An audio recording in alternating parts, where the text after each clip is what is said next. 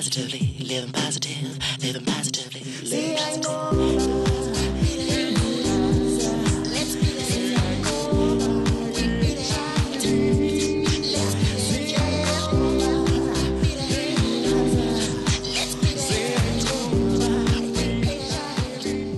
Minyaka le abantwana abazalwa nentsholongwane kagawulayo babalelwa ku-65,000 eMzantsi Afrika.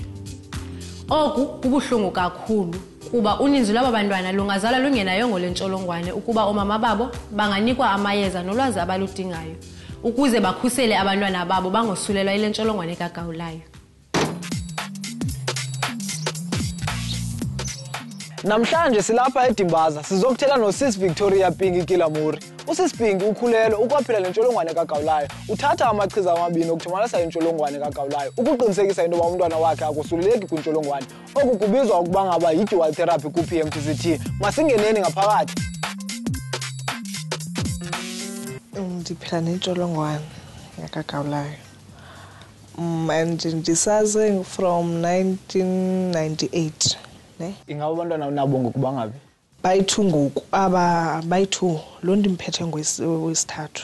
Aba babini nenze njani mhlawumbi ukubakhusela uba mabangabe bosuleleki ibona kwintsholongwane kagawulayo? Phaa ekliniki ke ndadibana neprogram kwa-PMTCT.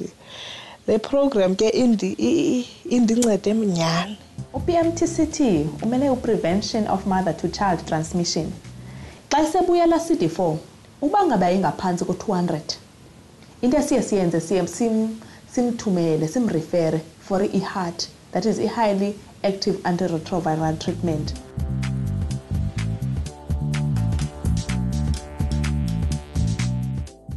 But if it's above 200 at 28 weeks sesimqalise ke ngoku kwi-dual therapy, that is i-AZT, simnike ke ngoku ingu-300 milligrams kusasa nangokuhlwa.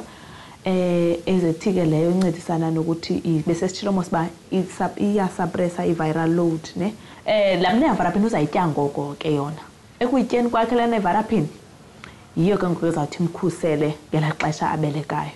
Ihlala phaya kuthiwa i-act as a-protective barrier so that umntana xa ephuma noba iyabruzeka kungabi lula, akutsho uba isiphumele kungabi lula ukuba mayiphumele. Kuthiwa ke ngendlela esebenza ngayo lo dual therapy ingu-98% accuracy yayo, provided umuntu uyisebenzisa kakuhle. At the same time naxa elunywa la AZT ayitye every 3 hours ade ayobeleka. Kuye kwenzeke njani ke ngoku nesi xa umntwana selezele? Umntana xa sele ezelwe phayeni esibhedleleni uye afumane i-single dose nevarapin. Yenye ke it's part of lo PMTCT nayo afumane ne-AZT.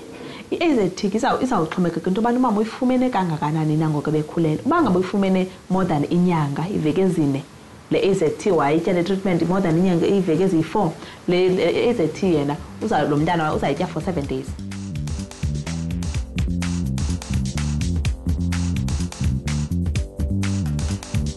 But if umama abamama ababhukishayo, especially ababhukisha late, ayitye mhlawumbi less than 4 weeks, let's say ayitye for 3 weeks le AZT, umntana uzayinika le AZT yena for 1 month, that is for 28 days.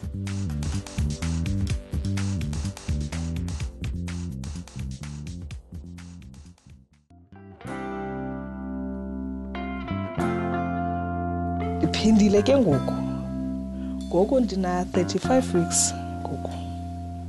Into enzekileyo ke ngoku ithe xa ndina 28 weeks, that is 7 months, ndanikwa i-box AZT, ndanikwa ne-nevarapin A1 ne. Le AZT ke nditya every day. Mna ndikhethe u-8 ukutya ngo-8 because I know into yokubana uJohn Richardson ufuna ndiphose nakanjani. And nakule ndawo bendijobha kuyo ke ngo-8 funeka ndibe semsebenzini, uyaqonda. So lixesha lam elo ke ngoku. So kumandi kum. Nyani i-PMTCT yasebenza. Endikufundileyo kule insert kusekubeni ukuphela nentsholongwane kagawulayo akuthethi ukuba umama akhe ngebinabo abantwana. Okubalulekileyo kuba masizitheste kuselithuba sifumane ulwazi oluphangaleleyo ngo-PMTCT siqinisekise into abantwana bethu bakhuselekile kwintsholongwane kagawulayo.